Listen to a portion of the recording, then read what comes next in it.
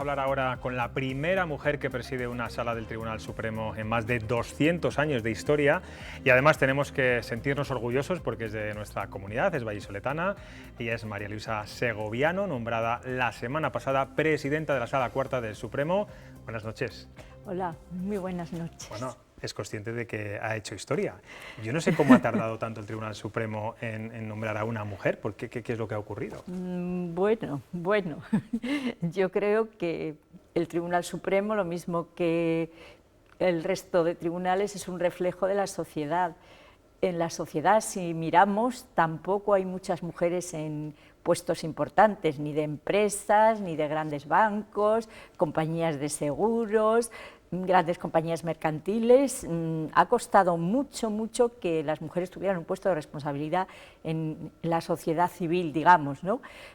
Hasta el punto de que, claro, la Ley de Igualdad tuvo que establecer una paridad en los consejos de administración para conseguir que hubiera esta presencia. Entonces, tampoco nos tiene que extrañar tanto que pasara esto también en la judicatura. Señora Segoviano, que las últimas estadísticas del Consejo General del Poder Judicial nos recuerdan que en el Tribunal Supremo solo hay 16 magistradas de un total de 80. Sí. Es una cifra considerable, ¿no?, de la diferencia entre hombres y mujeres. Sí, hombre, la diferencia es muy grande, sobre todo si tenemos en cuenta que en la carrera judicial, en estos momentos, el 53,6% son mujeres, son magistradas, son juezas, y que luego solo lleguen un no sé qué por ciento, pero es escasísimo, de 80 a 16, es un porcentaje escasísimo. Esto sí que es un poco extraño. Es cierto que la mujer ha accedido a la judicatura en fechas relativamente recientes, y para poder aspirar a una plaza del Tribunal Supremo hay que estar al menos 15 años en la carrera judicial, es decir, que bueno, que todo requiere un tiempo y todo requiere ir dando unos pasos. Usted va a llevar la sala encargada de la jurisdicción social y laboral. Las mujeres siguen teniendo problemas, como decía antes, en estos momentos para ocupar ciertos cargos de responsabilidad. ¿Se ha avanzado realmente algo estos años? Hombre, yo creo que algo se ha avanzado fundamentalmente porque la conciencia social cada día es mayor de que tiene que haber una paridad, una igualdad, y sobre todo lo que no tiene que haber es poner cortapisas a una mujer por el hecho de serlo. Es decir, que si tiene una valía, si cumple los requisitos para ocupar un determinado puesto, pues habrá que dárselo, ¿no? No habrá que tener reticencias. Y desde un punto de vista legislativo, ¿qué se tiene que hacer? O yo no sé si se ha hecho ya todo para que haya una verdadera igualdad de oportunidades entre hombres y mujeres. Bueno, realmente yo creo que la ley del año 2007, la ley 3/2007, la ley de igualdad de trato de oportunidades entre mujeres y hombres como instrumento legislativo es perfecto. Yo creo que tiene un diseño transversal de la igualdad en todos los ámbitos de la sociedad y, digamos, teóricamente, formalmente es perfecta. ¿Cuál suele ser el problema? Pues que en la sociedad no somos tan perfectos y todo lo que la ley tiene previsto, tiene establecido, pues a veces no se cumple de la manera que sería deseable. Estamos en esta época COVID, el teletrabajo es una herramienta fundamental para que las mujeres puedan mantener su puesto de trabajo, o es un parche.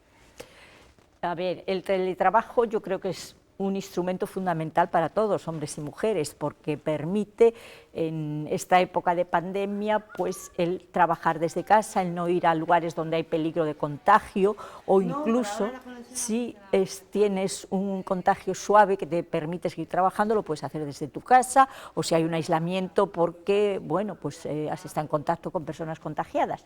Y esto es estupendo, esto es estupendo. Lo primero que hay que decir que no todo trabajo es susceptible de ser realizado mediante teletrabajo. Vamos a pensar en un conductor o una conductora, desgraciadamente no puede teletrabajar, solo determinadas actividades se pueden llevar a cabo de esta manera, pero tiene un peligro, y este peligro es mayor para las mujeres que para los hombres.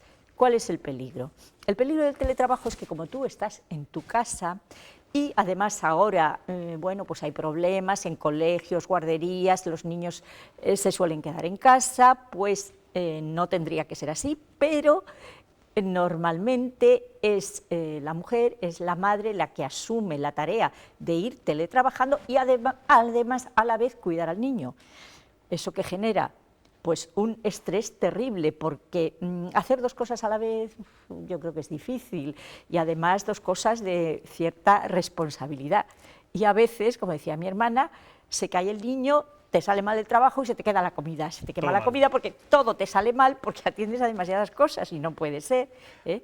Ya digo que tiene un aspecto muy, muy positivo, pero también tiene sus riesgos. La doble cara de la moneda. Tiene, está claro. Exactamente. Hablando de estrés, en su sala bueno, pues se prevé un gran trabajo, porque además en esta época de crisis aumentan los litigios, más casos de paro, más reclamaciones, bueno, más reclamaciones en general sobre las condiciones laborales.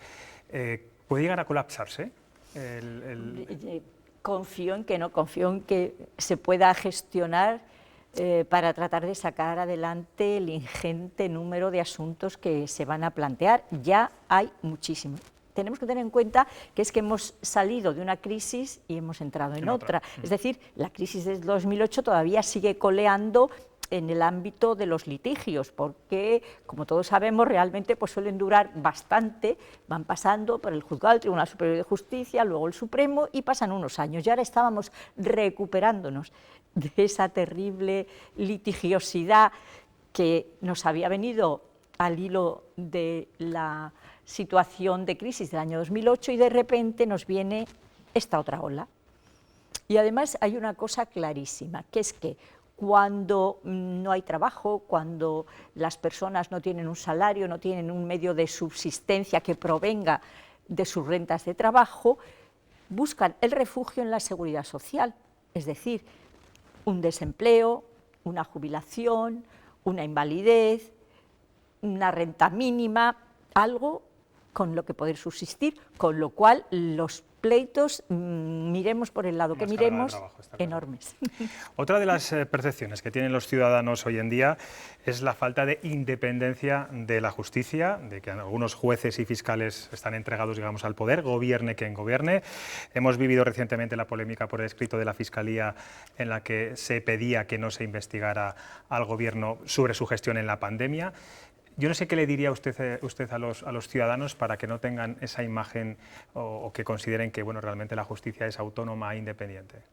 Hombre, a mí me encantaría poder llegar a los ciudadanos. Yo creo que el problema es que no terminamos de llegar, los jueces no terminamos de llegar a los ciudadanos.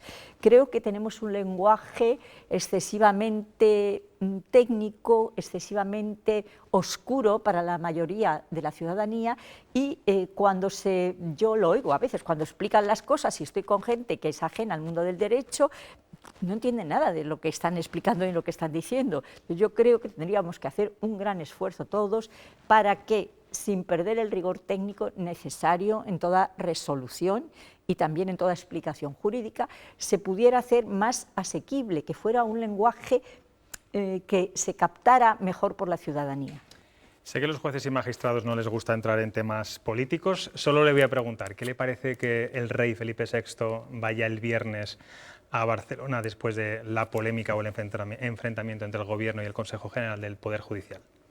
Hombre, yo creo que siempre que haya una muy buena relación entre las instituciones es algo muy, muy positivo. Bueno, pues ya ha dicho bastante. Nuestros tertulianos seguramente tienen alguna pregunta que hacerle. Ana Pedrero, por ejemplo. A mí si me dejas en vez de una o dos, para resarcirme de antes. Son cortitas y van enfocadas precisamente a ese hecho de ser la primera mujer presidenta. Una noticia que yo confieso que cuando la semana pasada la leí me sorprendió, porque casi ahora en el siglo XXI, en una entrevista que le hicieron a usted, leí que si la hubiera visto su madre, que es cierto que aunque falta mucho por hacer, en los últimos años se ha avanzado mucho en esa inclusión de la mujer.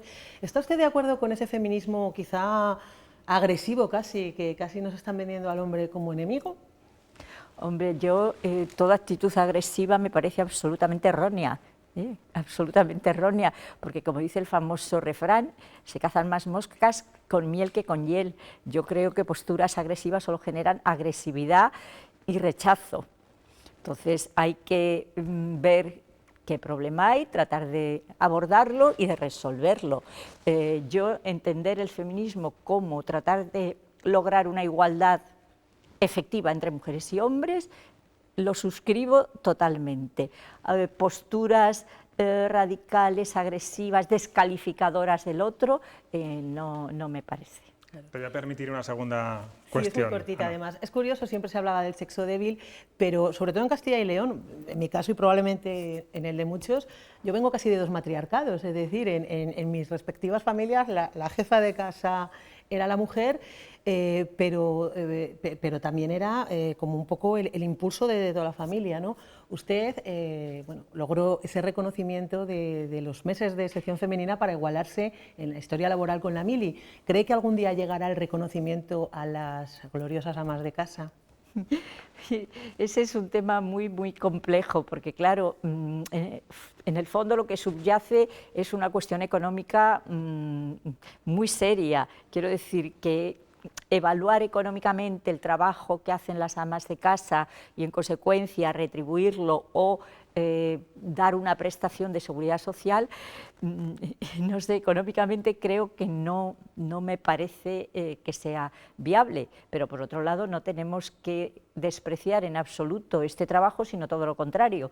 Yo creo que es de los trabajos más callados, más abnegados y más efectivos, porque el trabajo de cuidar es un trabajo que tradicionalmente ha sido realizado por mujeres y tradicionalmente ha sido muy mal o nada retribuido. David, por ejemplo, una última pregunta. Muy rápidamente, porque hablaba al principio de la entrevista de ese fiel reflejo que es la judicatura de lo que es la sociedad en la que vivimos, pero han pasado 208 años hasta que, enhorabuena, vaya por delante, ha conseguido romper ese techo, llegar y marcar ese hito. ¿Cómo ve el futuro de la carrera judicial teniendo en cuenta, en este tema, en el tema de la igualdad, teniendo en cuenta que todos esperamos como que sea un colectivo ejemplarizante, que sea el que marque un poco las tendencias? ¿Cree realmente que ese 53% del que habla de mujeres en la judicatura se va a trasladar antes que en otros sectores a esos puestos de responsabilidad? Antes que en otros sectores...